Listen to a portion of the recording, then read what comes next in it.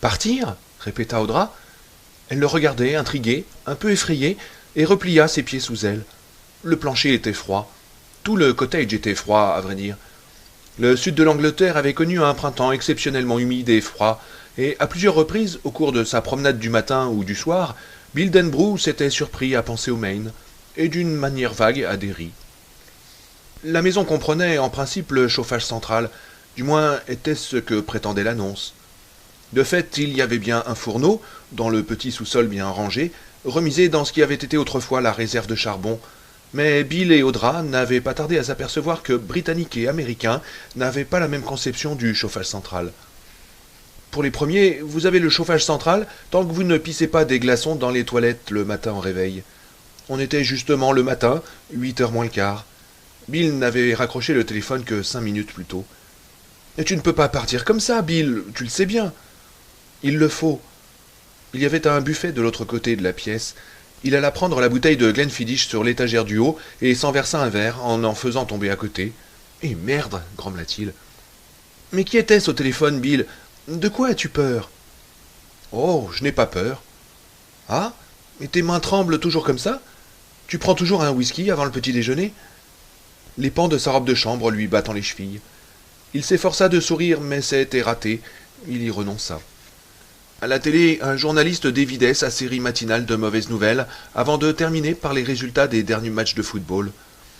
Lorsqu'ils étaient arrivés dans ce petit village de grande banlieue, Fleet, un mois avant le début du tournage, ils s'étaient tous deux émerveillés de la qualité technique de la télévision britannique. Avec un bon appareil couleur, on en oubliait qu'il ne s'agissait que d'une image. Davantage de lignes ou quelque chose comme ça, avait expliqué Bill. Je ne sais pas, mais c'est sensationnel, avait répondu Audra. C'était avant de découvrir que l'essentiel des programmes était constitué de séries américaines genre Dallas et d'interminables retransmissions sportives allant du mortellement ennuyeux, les championnats de fléchettes, dans lesquels les participants avaient cet air hyper tendu des lutteurs de sumo, au normalement barbant, le football anglais, et pire, le cricket. J'ai pensé plusieurs fois au pays depuis quelque temps, dit-il en avalant une gorgée de whisky. Au pays? Elle avait l'air tellement étonnée qu'il ne put s'empêcher de rire. Pauvre Audra, mariée depuis 11 ans à un type comme moi, et tu ignores quasiment tout de moi. Qu'est-ce que tu sais au juste? Il rit de nouveau et engloutit le reste de son verre. Mais elle perçut dans son rire quelque chose qui lui déplut autant que de le voir un whisky à la main à une heure aussi matinale. Il sonnait en fait comme un hurlement de souffrance. Je me demande, reprit-il, s'il en est de même pour les autres, si leur conjoint est aussi en train de découvrir combien peu ils en savent. C'est sans doute le cas. Mais je sais que je t'aime, Billy. Au bout de 11 ans, ça me suffit. Oh, je sais. Il lui sourit, un sourire doux, fatigué, mais apeuré. S'il te plaît, dis-moi ce qui se passe. Elle le regardait de ses beaux yeux gris, assise dans le fauteuil miteux d'une maison de location, les pieds coincés sous l'ourlet de sa chemise de nuit. Il en était tombé amoureux, il l'avait épousée et il l'aimait toujours. Il essaya de voir la situation à travers ses yeux, de deviner ce qu'elle savait. Il tenta de présenter le tout comme une histoire, possible mais invendable, il ne l'ignorait pas. C'est celle d'un jeune homme pauvre de l'État du Maine qui accède à l'université grâce à une bourse. Toute sa vie, il a voulu être écrivain, mais lorsqu'il s'inscrit au cours d'écriture créative, il se retrouve perdu sans boussole dans un étrange et effrayant pays. Il y a là un type qui veut devenir John Updike, un autre le Falconer de la Nouvelle-Angleterre, sauf qu'il veut écrire des romans sur la vie sinistre des pauvres en vers libre. Une fille qui admire Joyce Carol Oates, mais qui a le sentiment que, comme cette dernière a été élevée dans une société sexiste, elle est radioactive au sens littéraire du terme. Oates est incapable d'être propre d'après cette fille. Elle-même le sera davantage. Il y a un petit gros qui ne peut pas, ou ne veut pas, s'exprimer autrement qu'en grommelant. Il a écrit une pièce avec 9 protagonistes. Chacun ne dit qu'un seul mot. Peu à peu, les spectateurs se rendent compte que lorsque l'on met les mots à la queue leu-leu, on obtient « La guerre est l'arme des marchands de mort sexistes ». La pièce a reçu la meilleure note, A, du type qui enseigne en EH 141, le séminaire supérieur des écritures créatives. Ce prof a lui-même publié 4 volumes de poésie, outre sa thèse, tout ça aux presses de l'université. Il fume du hache et porte un badge pacifiste. Le grommeleur obèse voit son œuvre montée par un groupe de théâtre guérilleros pendant la grève contre la guerre du Vietnam qui a réussi à fermer tous les campus en mai 1970. Et le prof joue l'un des personnages. Bill Denbrough, entre-temps, a écrit une nouvelle policière, Meurtre dans une pièce fermée de l'intérieur. Et 3 nouvelles de science-fiction, plus quelques histoires d'horreur qui doivent beaucoup à Edgar Poe, Lovecraft et Richard Matheson. Il comparera plus tard ses œuvres de jeunesse à des corbillards du 19e équipés d'un moteur turbo et peints en couleur phosphorescente. L'une des nouvelles de science-fiction lui vaut un B.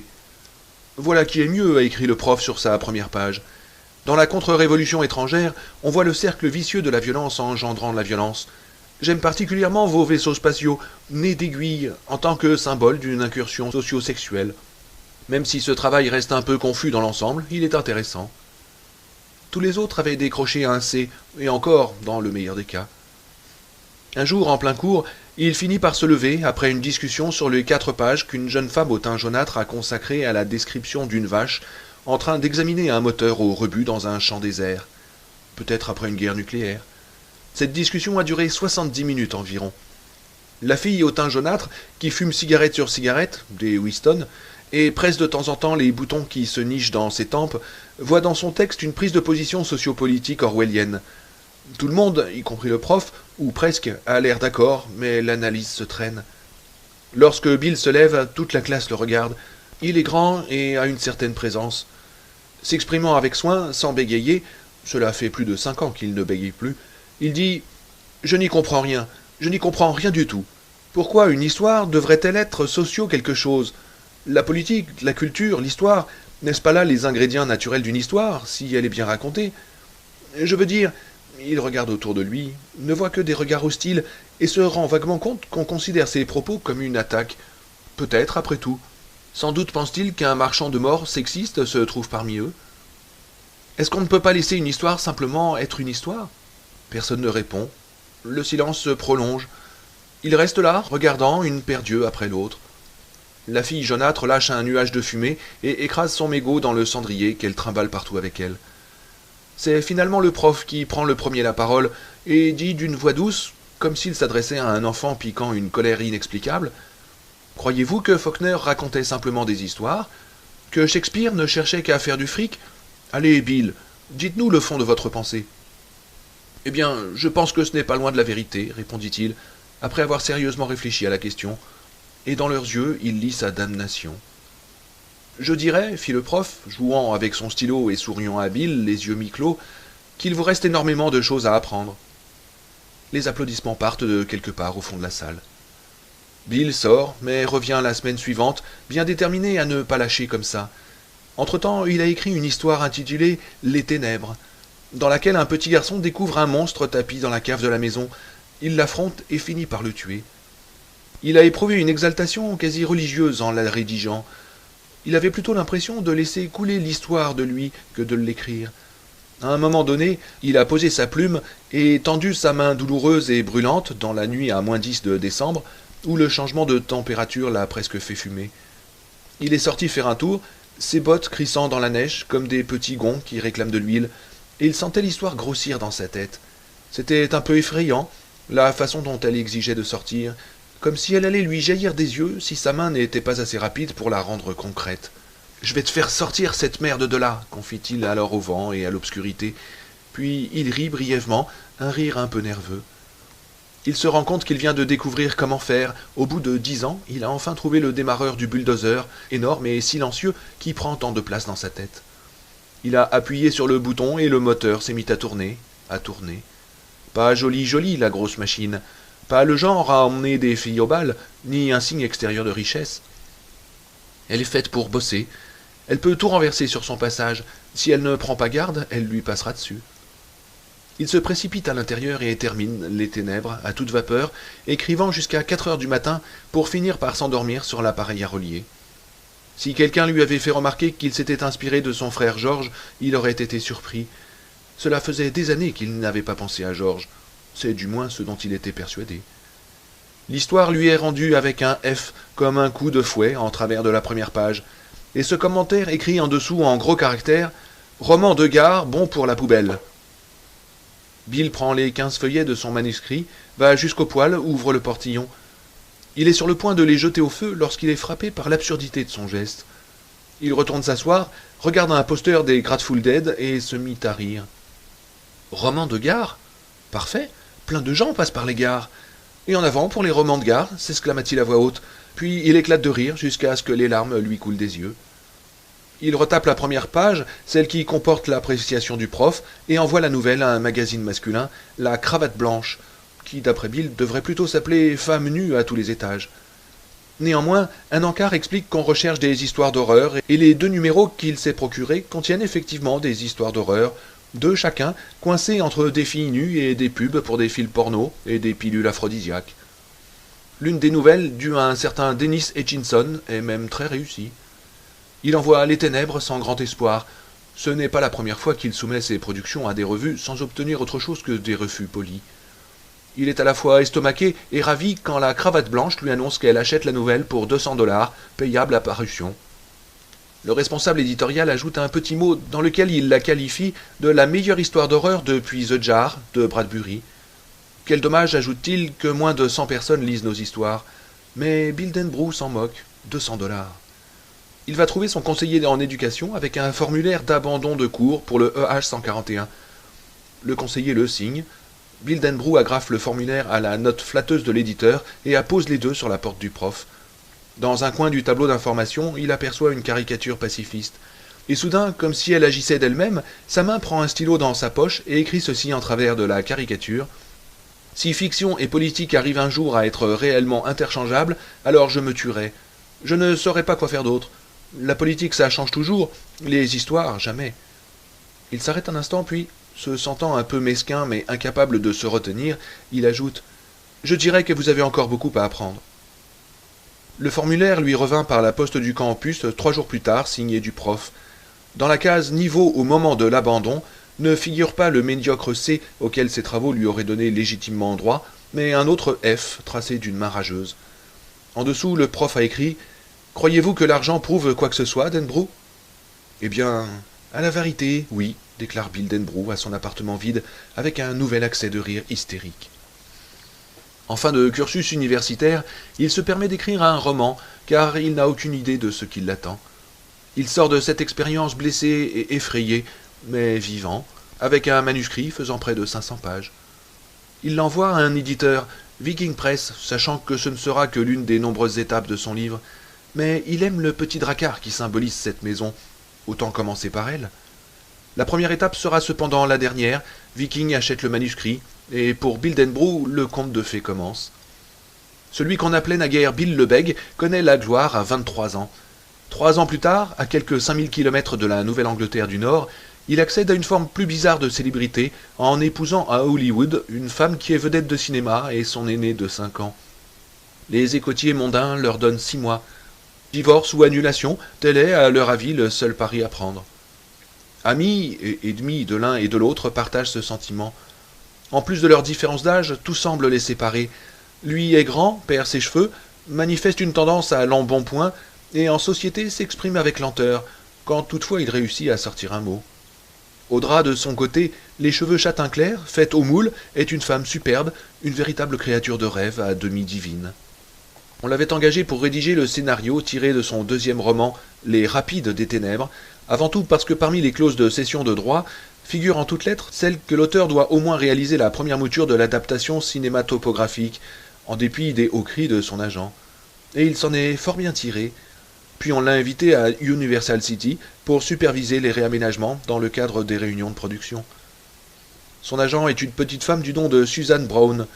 Elle mesure exactement 1,50 m de haut.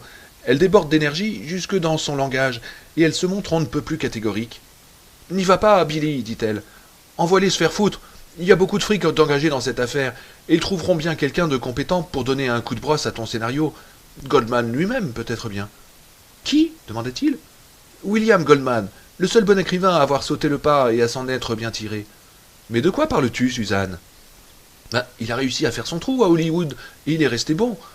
Ce qui est aussi difficile que de vaincre un cancer du poumon. C'est possible, mais qui tient à essayer? Le sexe, l'alcool, tu vas te brûler les ailes, sans parler de leur nouvelle saloperie de drogue. » Son œil noisette pétillant d'une fascination un peu folle a une expression aussi véhémente que ses paroles. « Et si c'est un nulard et non pas Goldman, qu'est-ce que tu en as à foutre? Le bouquin est là, sur l'étagère, et ils ne peuvent pas en changer un mot. »« Mais écoute, Suzanne. »« Non, c'est toi qui m'écoutes, Billy. Prends l'oseille et tire-toi. Tu es jeune et solide. C'est ce qu'ils aiment. Si tu vas là-bas, ils vont commencer par te faire perdre le respect que tu as de toi-même, sans parler du talent d'écrire, en allant tout droit de A à B. En fin de compte, ils vont te châtrer. Tu écris comme un adulte, mais tu n'es qu'un gosse avec une grosse tête. Mais il faut que j'y aille, dit-il. Il y a quelqu'un qui a pété ici demanda-t-elle. Sûrement, parce que ça commence à puer. Ah, mais il le faut. Je n'ai pas le choix, reprit-il. Seigneur Jésus, fit-elle. Mais il faut que je quitte la Nouvelle-Angleterre. Il redoute de dire ce qui va suivre. C'est comme lâcher un juron, mais il le lui doit bien. Il faut que je quitte le Maine.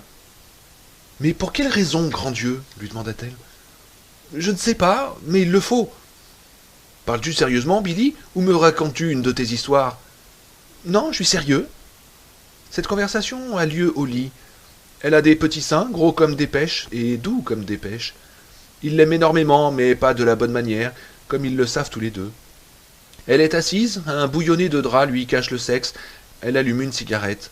Elle pleure, mais il doute qu'elle sache qu'il sait. Ce n'est que son œil trop brillant.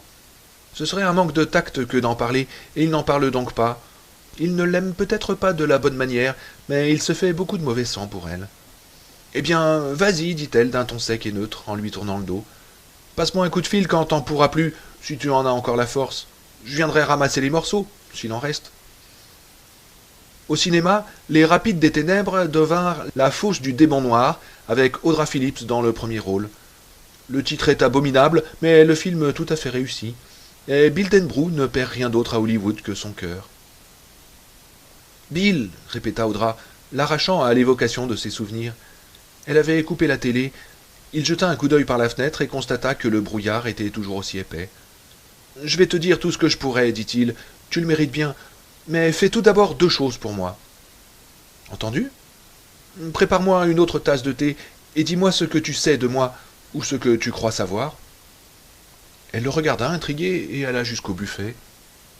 « Je sais que tu es originaire du Maine, répondit-elle en se versant une nouvelle tasse de thé. Elle n'était pas anglaise, mais elle parlait avec une pointe d'accent anglais qui venait du rôle qu'elle tenait dans La Mansarde, le film qu'ils étaient venus tourner ici, le premier écrit par Bill. On lui avait également proposé la mise en scène, mais grâce à Dieu, il avait refusé. Sinon, son départ brusqué aurait été une catastrophe. Il savait bien ce que tout le monde allait dire, que Bill Denbrough s'était enfin montré sous son vrai jour. Encore un foutu écrivain, plus fou que tout un asile. Et Dieu sait qu'il se sentait cinglé en ce moment. « Tu avais un frère que tu aimais beaucoup et qui est mort, reprit Audra. Tu as grandi dans une ville qui s'appelle Derry, et ta famille a déménagé pour Bangor environ 2 ans après la mort de ton frère, puis pour Portland, quand tu avais 14 ans. Tu m'as dit aussi que ton père était mort d'un cancer du poumon quand tu avais 17 ans. Tu as écrit un best-seller alors que tu étais encore étudiant, payant tes études grâce à une bourse et à un travail à temps partiel dans une usine de textile. Le brusque changement de revenus a dû te faire une impression bizarre à l'époque. » Elle revint vers le coin de la pièce où il se trouvait, et il vit à son expression qu'elle prenait conscience de zones d'ombre qui les séparaient. « Je sais enfin que tu as écrit Les Rapides des Ténèbres 1 an après, puis que tu es venu à Hollywood. Et 1 semaine avant le début du tournage, tu as rencontré une femme du nom d'Audra Phillips, qui est en train de perdre les pédales. Elle comprenait un peu par quoi tu étais passé, pour avoir elle-même été 5 ans auparavant une certaine Audrey Philippot. Cette femme était en train de couler. « Oh, Audra, tais-toi, dit-il. » Mais ses yeux ne scièrent pas, et elle continua. « Et pourquoi? On peut se dire la vérité entre nous, que diable? Je sombrais. J'avais découvert les Poppers 2 ans avant de te rencontrer, et la coke 1 an avant les Poppers. Je trouvais que c'était encore mieux. Une petite capsule le matin, une ligne de coke l'après-midi, une bonne bouteille le soir et du Valium pour dormir. Les petites vitamines d'Audra. Trop d'interviews importantes, trop de grands rôles. Je ressemblais tellement à un personnage à la Jacqueline Suzanne que c'en était marrant. Sais-tu ce que je me dis quand je pense à cette époque, Bill? Non, lui répondit-il. Elle prit un peu de thé sans le quitter des yeux et sourit. Que c'était comme courir sur le tapis roulant de l'aéroport de Los Angeles. Comprends-tu? Non, pas exactement. C'est un tapis roulant qui fait 500 mètres de long. Oui, je le connais, dit-il, mais je ne vois pas. Eh bien, tu montes dessus et il t'emmène tranquillement jusqu'au tambour à bagages. Mais tu n'es pas obligé de rester immobile, tu peux marcher dessus ou courir. Et tu as l'impression de marcher normalement ou de courir normalement, parce que ton corps ne se rend pas compte qu'à sa vitesse s'ajoute celle du tapis roulant. C'est pourquoi on a installé des panneaux « Ralentissez » à son extrémité. Quand je t'ai rencontré, j'avais l'impression d'être arrivé à la fin du tapis roulant, d'être sur un sol qui n'avançait plus sous moi. J'étais là, la tête 10 bornes en avance sur mes pieds. On ne peut pas garder l'équilibre ainsi. Tôt ou tard, on se casse la figure. Sauf que je ne me la suis pas cassée, tu m'as rattrapé avant. Elle posa la tasse de thé et alluma une cigarette, les yeux toujours fixés sur lui. Il devina simplement son énervement au léger tremblement de la flamme du briquet, qui ne trouva pas tout de suite le bout de la cigarette. Elle inspira profondément et rejeta aussitôt une bouffée de fumée. « Ce que je sais de toi, que tu donnes l'impression de contrôler tout ce qui t'arrive, oui. Tu n'as jamais l'air pressé d'avoir ton prochain verre, d'aller à ta prochaine réunion, à ta prochaine soirée. Tu n'as pas l'air de douter un instant que les choses te seront données quand tu le voudras. Tu parles lentement, ça tient peut-être en partie au parler traînant du Maine, mais je crois que ça tient davantage à toi. Tu es le premier homme que j'ai rencontré dans ce milieu qui se permettait de parler lentement. Il fallait que je ralentisse moi-même pour t'écouter. Je t'ai regardé, Bill, et j'ai vu quelqu'un qui ne courait jamais sur le tapis roulant, quelqu'un qui savait où ça le mènerait. Tu paraissais complètement inaccessible au phénomène drogue et à l'hystérie générale. Tu ne louais pas de Rolls pour aller frimer le samedi soir sur les grands boulevards avec des plaques à tes initiales. Tu n'avais pas d'agent chargé d'alimenter en point Vanity Fair ou The Hollywood Reporter. Tu n'es jamais passé par Carson Shaw à la télé. Mais les écrivains n'y passent jamais, dit-il, sauf s'ils savent faire des tours de cartes ou plier des petites cuillères à distance. C'est une loi nationale, quasiment. Il avait cru la faire sourire, mais elle resta impassible. Je savais que tu serais là quand j'aurais besoin de toi. Lorsque je décollerai vraiment du bout du tapis roulant, peut-être m'as-tu empêché de prendre la petite pilule de trop après trop de miaules. Peut-être que je m'en serais sortie toute seule et que je ne fais que dramatiser, mais je ne pense pas. Pas intérieurement, là où j'existe. Elle éteignit la cigarette après seulement 2 bouffées. Et puis, tu as toujours été là, comme moi pour toi. Ça se passe bien au lit. Au début, ça me paraissait bigrement important, mais ça se passe bien aussi en dehors du lit, et ça me semble maintenant encore plus important. J'ai l'impression que je pourrais même vieillir sans toi et ne pas m'effondrer pour autant. Je sais que tu bois trop de bière et ne prends pas assez d'exercice. Je sais aussi que certaines nuits tu fais de mauvais rêves. Il sursauta, désagréablement pris de court. Il avait presque peur. « Je ne rêve jamais. » Elle sourit. « Oh, ce n'est pas ce que tu racontes aux journalistes quand ils te demandent d'où te sortent tes idées. Mais c'est faux, à moins que tu n'aies des problèmes de digestion quand tu te mets à grogner la nuit. Moi, je n'y crois pas. »« Et est-ce que je parle » demanda-t-il prudent. Il ne se souvenait d'aucun rêve, bon ou mauvais. Audra acquiesça. « Parfois, mais je n'arrive jamais à saisir ce que tu dis. Et 1 ou 2 fois, tu as pleuré. » Le visage vide, il la regarda. Il avait un mauvais goût dans la bouche qui lui descendait jusqu'au fond de la gorge, comme une traînée d'aspirine mal dissoute. Tu sais donc maintenant à quoi ressemble la peur. Il était temps, si l'on songe à tout ce que tu as écrit sur la question, se dit-il. Il supposa que c'était une idée à laquelle on pouvait s'habituer, à condition de vivre assez vieux. Les souvenirs commencèrent soudain à se bousculer en lui, comme si un sac noir, au fond de son esprit, se mettait à gonfler et à menacer de cracher de méphitiques rêves, images tirées de son inconscient pour les faire surgir dans le champ de vision mentale que commandait son esprit rationnel de la veille. Si cela se produisait d'un seul coup, il deviendrait fou. Il tenta de les repousser avec succès, mais non sans avoir eu le temps d'entendre une voix, la voix d'un enterré vivant qui serait monté du sol, la voix d'Eddie Casbrack. « Tu m'as sauvé la vie, Bill. Ils finissaient par me rendre fou, ces garçons. Par moments, j'avais l'impression qu'ils voulaient ma peau, vraiment. »« Tes bras » dit Audra. Bill baissa les yeux. Il avait la chair de poule, ou plutôt la chair d'autruche, tellement étaient grosses les bosses sur sa peau, comme des œufs d'insectes. Tous deux regardaient sans rien dire, comme s'il s'agissait d'une intéressante curiosité dans un musée. Lentement, la chair de poule se résorba. Dans le silence qui suivit, Audra reprit. « Et je sais aussi une dernière chose, à savoir que quelqu'un t'a appelé ce matin des États-Unis, te demandant de me quitter. » Il se leva, eut un bref coup d'œil pour les bouteilles d'alcool, puis alla dans la cuisine, d'où il revint avec un verre de jus d'orange. « Tu sais que j'avais un frère et qu'il est mort. Ce que tu ne sais pas, c'est qu'il a été assassiné. » Audra eut un léger hoquet d'étonnement. « Assassiné ? Bon, Bill, comment se fait-il que tu m'aies... » Jamais rien dit. Il eut un nouveau sourire bref et sec, comme un aboiement. « Je l'ignore. »« Mais qu'est-ce qui s'est passé ?»« Nous vivions à Derry à l'époque. On venait de subir une inondation, mais le pire était passé, et George s'embêtait. J'étais au lit avec la grippe. Il voulait que je lui fasse un bateau en papier journal. J'avais appris ça l'été précédent en colo. Il avait imaginé de le faire naviguer sur les caniveaux de deux rues en pente, Witcham et Jackson Street. Il débordait encore, alors je lui ai fabriqué son bateau. Il m'a remercié et il est sorti. C'est la dernière fois que j'ai vu mon frère George vivant. Sans la grippe, je l'aurais peut-être sauvé. Il se tut, se frottant machinalement la joue gauche de la main droite, comme s'il vérifiait l'état de son rasage. Agrandi par ses vers, ses yeux avaient une expression songeuse, mais il ne la regardait pas. Ça s'est passé sur Witcham Street, pas très loin de l'intersection avec Jackson Street. Celui qui l'a tué lui a arraché le bras gauche comme un morveux arrache une aile à une mouche. L'autopsie a conclu qu'il était mort soit de l'état de choc, soit de la perte de sang. Je n'ai jamais bien vu où était la différence, quant à moi. Seigneur, mais Bill, tu te demandes sans doute pour quelle raison je ne t'en ai jamais parlé. En vérité, je me le demande moi-même. Voilà 11 ans que nous sommes mariés, et c'est la première fois que je te dis ce qui est arrivé à George. Je connais toute ta famille, y compris tante et oncle. Je sais que ton grand-père est mort dans son garage d'Iowa City en faisant le con avec sa tronçonneuse après avoir bu un coup de trop. Tout cela, je le sais parce que nous nous sommes mariés, et qu'au bout d'un certain temps, les gens mariés savent à peu près tout de l'un de l'autre. Et même si ça les barbe et qu'ils n'écoutent pas, ils finissent par en être imprégnés, comme par osmose, à moins que je ne me trompe. Non, pas du tout, dit-elle. Et nous avons parlé très librement, n'est-ce pas? Et jamais au point de nous ennuyer et de devoir parler d'osmose. Oui, eh bien, jusqu'à aujourd'hui, c'est ce que j'aurais dit Audra. Voyons, tu sais tout ce qui m'est arrivé depuis ces 11 dernières années. Chaque affaire, chaque idée, chaque refroidissement, chaque ami et même chaque type qui a tenté de me faire du tort. Tu es au courant de tout. Tu sais que je couchais avec Suzanne Brown. Tu sais qu'il m'arrive de larmoyer quand j'ai trop bu et que je mets de la musique trop fort. Oui, les Grateful Dead en particulier, dit-elle, ce qui le fit rire. Et cette fois, elle lui rendit son sourire.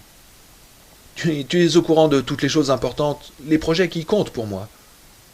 Oui, il me semble. Mais cela... Elle se tut, secoua la tête et réfléchit quelques instants. Mais quel est le rapport entre ton frère et ce coup de fil, Bill?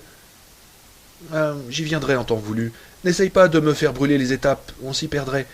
C'est tellement énorme, tellement horrible et bizarrement horrible que je m'efforce de m'en approcher en catimini. Vois-tu, ça ne m'est jamais venu à l'esprit de te parler de George. Elle le regarda, fronça les sourcils et esquissa ce geste de la tête qui trahit l'incompréhension. Ce que j'essaye de te dire, Audra, c'est qu'il y a plus de 20 ans que je n'ai pas pensé à George. Tu m'as pourtant dit que tu avais un frère du nom de... Oh, je me suis contenté de te répéter un fait, c'est tout. Son nom n'était qu'un mot, il ne projetait aucune ombre dans mon esprit. Il en projetait sans doute une sur tes rêves, je crois, dit Audra d'une voix douce. Quoi, les grognements, les pleurs? Elle acquiesça. Tu as probablement raison, admit-il. Tu as même certainement raison. Mais les rêves dont on ne se souvient pas ne comptent pas vraiment, n'est-ce pas? Es-tu en train de m'expliquer que tu n'as pas pensé une seule fois à lui? Non, pas une seule fois. Elle secoua la tête, sincèrement incrédule. Pas même à sa mort horrible? Non, pas jusqu'à aujourd'hui, Audra. Elle leva les yeux sur lui et de nouveau secoua la tête. Avant notre mariage, reprit-il, tu m'as demandé si j'avais des frères et sœurs, et je t'ai répondu que j'avais eu un frère, mais qu'il était mort quand j'étais gamin. Tu savais que j'avais perdu mes parents, et toi-même tu es d'une famille tellement nombreuse que tu as largement de quoi t'occuper. Mais ce n'est pas tout. Que veux-tu dire? Demanda-t-elle. Georges n'est pas le seul à être passé par ce trou noir. C'est pareil pour Derry, ça fait plus de 20 ans que je n'y ai pas pensé. Tout comme les copains que j'avais là-bas. Eddie Casbrack, Richie la Grande Gueule, Stan Uris, Bev Marsh. Il passa la main dans ses cheveux clairsemés et rit nerveusement. C'est comme si j'avais souffert d'une amnésie tellement grave que j'avais oublié tout ça. Et quand Mike Hanlon a appelé... Et qui est ce Mike Hanlon? Oh, un autre de nos copains. Un copain que je me suis fait après la mort de Georgie. Évidemment, il a grandi lui aussi, comme nous tous. C'était Mike au téléphone, par câble transatlantique. Il a dit « Bonjour, je suis bien chez monsieur et madame Denbrough ?» J'ai répondu que oui, et il a dit « C'est toi, Bill ?»« C'est Mike Hanlon au téléphone. » Ça ne me disait absolument rien. Il aurait pu aussi bien vouloir me vendre des encyclopédies, puis il a ajouté « de Derry ».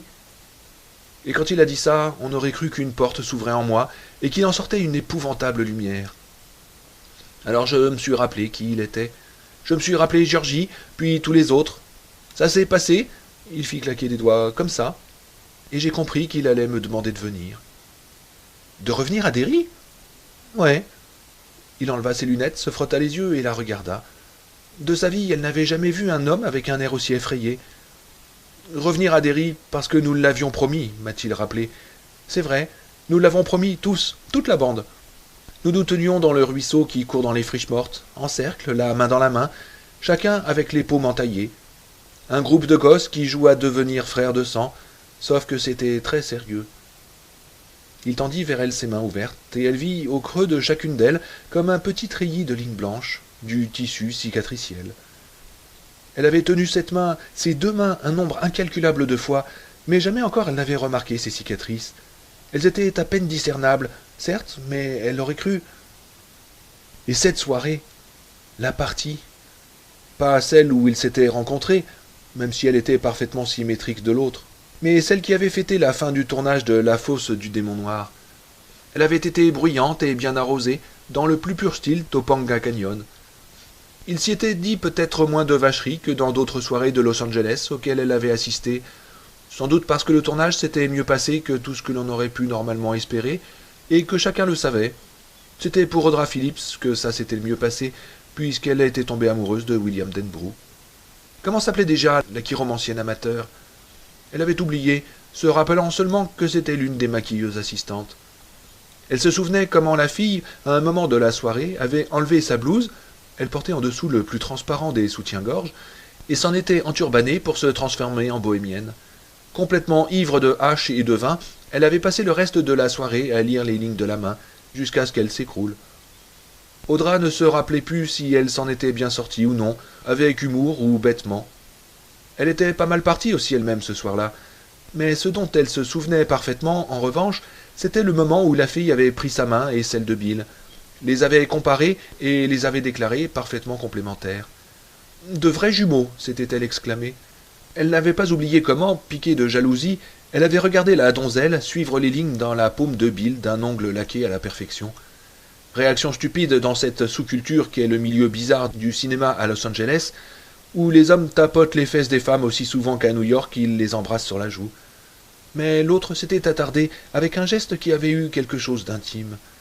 Sauf qu'elle n'avait pas vu la moindre trace de cicatrice à l'époque. Elle avait observé la scène avec l'œil jaloux d'une amante, et elle ne doutait pas de la précision de son souvenir. Elle était sûre du fait. Ce qu'elle expliqua à Bill. Il acquiesça. Tu as raison, elle n'y était pas. Je pourrais pas en jurer, mais il me semble bien que je ne les avais pas non plus hier soir au pub. Nous avons fait un bras de fer pour les bières, Ralph et moi. Je crois que je l'aurais remarqué. Il lui sourit, un sourire sec, dépourvu d'humour et terrifié. Je pense qu'elles sont revenues lorsque Mike m'a appelé. C'est ce que je crois. Mais ce n'est pas possible, Bill. Elle tendit néanmoins la main vers son paquet de cigarettes. Bill regardait ses mains. C'est Stan qui l'a fait, dit-il. Il nous a entaillés avec un fragment de bouteille de Coca-Cola. Je m'en souviens à la perfection maintenant. Il leva sur Audra des yeux qui, derrière ses verres, avaient l'air à la fois blessés et intrigués. Je me rappelle l'éclat du verre dans le soleil. C'était une bouteille du nouveau modèle, Leclerc. Avant ça, les bouteilles de coke étaient vertes, tu te souviens? Elle secoua la tête, mais il ne la vit pas. Il étudiait toujours ses paumes. Je n'ai pas oublié non plus comment Stan s'est ouvert les mains en dernier, en essayant de nous faire croire qu'il allait se couper au poignet au lieu de s'entailler un peu les paumes. Je me disais que c'était juste de la frime, mais j'ai eu comme un mouvement vers lui pour l'arrêter, car pendant 2 ou 3 secondes, il a eu l'air très sérieux. « Oh, ça suffit comme ça, Bill, dit-elle à voix basse. Cette fois-ci, il lui fallut immobiliser le briquet en se tenant le poignet droit de la main gauche, comme un policier en train de tirer. « Les cicatrices ne reviennent pas, reprit-elle. Ou elles restent, ou elles disparaissent. »« Tu les avais déjà vues, hein? C'est bien ça ?» demanda-t-il. « Elles sont très légères, répliqua Audra d'un ton plus aigu qu'elle ne l'aurait souhaité. « Nous saignions tous, reprit-il. Nous étions dans l'eau, pas très loin de l'endroit où nous avions construit le barrage, Eddie Casbrack, Ben Hanscom et moi. »« Ben Hanscom, l'architecte ? Y en a-t-il un de ce nom ? demanda Bill. « Mais enfin, Bill, il vient de construire le nouveau centre de communication de la BBC. On se bagarre encore pour savoir si c'est un chef-d'œuvre ou une catastrophe. »« Eh bien, j'ignore si c'est le même type ou non, répondit-il. Ça me paraît peu vraisemblable, mais pas impossible après tout. Le Ben que j'ai connu était très fort quand il s'agissait de construire des trucs. Nous étions donc dans l'eau, je tenais la main gauche de Beverly Marsh d'un côté et la main droite de Richie Tosier de l'autre. Dans l'eau, un peu comme un baptême style sud profond, après un prêche en plein air. À l'horizon, on voyait le château d'eau de Derry. Il était aussi blanc et immaculé qu'une robe d'archange, telle qu'on les imagine. Et nous avons promis, sous serment, que si ce n'était pas fini, que si jamais ça recommençait, nous reviendrions. On s'y remettrait pour l'arrêter, pour toujours. Mais arrêtez quoi cria-t-elle, soudain furieuse après lui. Arrêtez quoi? De quoi parles-tu, nom de Dieu? J'aurais préféré que tu ne commença Bill, qui s'interrompit brutalement. Elle vit une expression d'horreur et de stupéfaction se répandre comme un nuage sur son visage. Donne-moi une cigarette, lui demanda-t-il. Elle lui passa le paquet, il en alluma une. C'était la première fois qu'elle le voyait fumer. Dans le temps, je bégayais aussi. Tu bégayais? Oui, à cette époque. Tu dis que je suis le seul homme que tu connaisses à Los Angeles qui se permette de parler lentement. À la vérité, c'est le contraire. Je n'ose pas parler vite. Il ne s'agit pas de réfléchir, ça n'a rien de délibéré, ce n'est pas de la sagesse.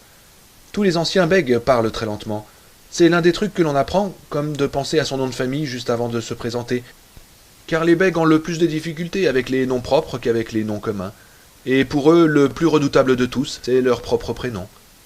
Il bégayait. Elle eut un petit sourire mi-figue mi-raisin, comme s'il avait fait une plaisanterie qu'elle n'aurait pas comprise. Jusqu'à la mort de Georges, je bégayais modérément, dit Bill. Déjà, il entendait les syllabes doublées dans sa tête, comme si elle subissait un effet de dédoublement infinitésimal dans le temps. Les mots sortaient sans peine, avec le même débit lent habituel, mais dans son esprit cela donnait Georges et modérément, au lieu de Georges et de modérément. Je passais par des moments vraiment pénibles, en fait, en particulier lorsqu'on m'interrogeait en classe, surtout si je connaissais la réponse et voulais la donner, mais dans l'ensemble je m'en sortais. C'est devenu bien pire cependant après la mort de Georges. Les choses ont commencé d'aller mieux vers 14 ou 15 ans. Il y avait une orthophoniste au lycée, Mrs. Thomas, qui était tout à fait remarquable. Elle m'a appris les bons trucs, comme penser à mon nom de famille, juste avant de dire « Salut, je m'appelle Bildenbrou » à voix haute. Je prenais des cours de français, et elle m'a montré comment passer au français quand je trébuchais sur un mot. En sorte que si l'on se retrouve comme un grand imbécile en train de répéter « vis, bou, bou, bou, bou, bou » comme un disque rayé sans pouvoir s'en sortir, il suffit de passer au français et ce livre vient tout seul. Ça marche à tous les coups.